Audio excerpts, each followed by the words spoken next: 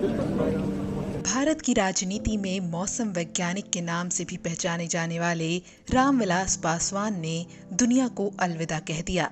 रामविलास पासवान का राजनीतिक सफर 5 दशक से भी ज्यादा पुराना है। इस सदी या कहें कि बीते 2 दशकों में वो केंद्र की हर सरकार में मंत्री रहे। लेकिन ये मुकाम उन्होंने ऐसे ही हासिल नहीं कर लिया, बल्कि इसके पीछे उनकी कड़ी मेहनत और जुनून रही। आइए दिखाते हैं रामविलास पासवान के जीवन की दिलचस्प कहानी। रामविलास पासवान का जन्म एक दलित परिवार में 5 जुलाई 1946 को बिहार के खगड़िया जिले के शाहरबन्नी गांव में हुआ था। रामविलास पासवान ने 2 शादियां की। उनकी पहली पत्नी से 2 बेटियां हैं, जबकि दूसरी पत्नी से 1 बेटे चिराग पासवान और 1 बेटी है।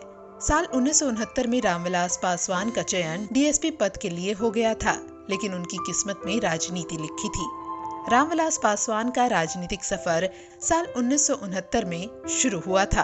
वो संयुक्त सोशलिस्ट पार्टी के टिकट पर चुनाव जीतकर बिहार विधानसभा के सदस्य बने थे। इमरजेंसी के दौरान वो जेल में रहे और आपातकाल खत्म होने के बाद उन्होंने जनता दल ज्वाइन कर लिया। जनता दल के ही टिकट पर उन्होंने हाजीपुर संसदीय सीट से 1977 का आम चुनाव लड़ा और ऐतिहासिक अंतर से जीत दर्ज की। रामविलास पासवान का नाम Guinness book of world record में भी दर्ज है, क्योंकि 1977 में जनता पार्टी की सदस्यता ग्रहण कर रिकॉर्ड मतों से हाजीपुर लोकसभा सीट से जीत हासिल की थी। पासवान ने 1980 और 1989 के लोकसभा चुनाव में भी जीत दर्ज की। विश्वनाथ प्रताप सिंह की कैबिनेट में वो पहली बार केंद्र में मंत्री बने। इसके बाद वो केंद्र की राजनीति में हमेशा सक्रिय रहे। 2002 में गुजरात दंगों की वजह से रामविलास पासवान ने वाजपेयी सरकार से इस्तीफा दिया और एनडीए भी छोड़ दिया। इसके बाद वो यूपीए से जुड़े और मनमोहन सिंह के दोनों कार्यकाल में उन्हें केंद्रीय कैबिनेट में जगह मिली। लेकिन साल 2014 में उन्होंने फिर चौंका दिया।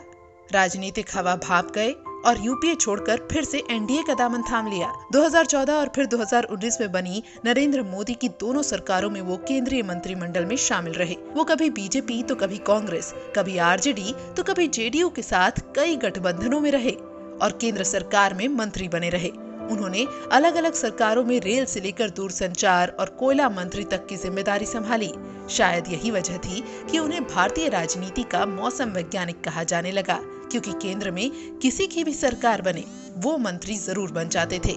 वहीं 28 नवंबर 2002 में उन्होंने दिल्ली में अपनी एक अलग पार्टी बना ली थी, जिसका नाम रखा गया लोक जनशक्ति पार्टी।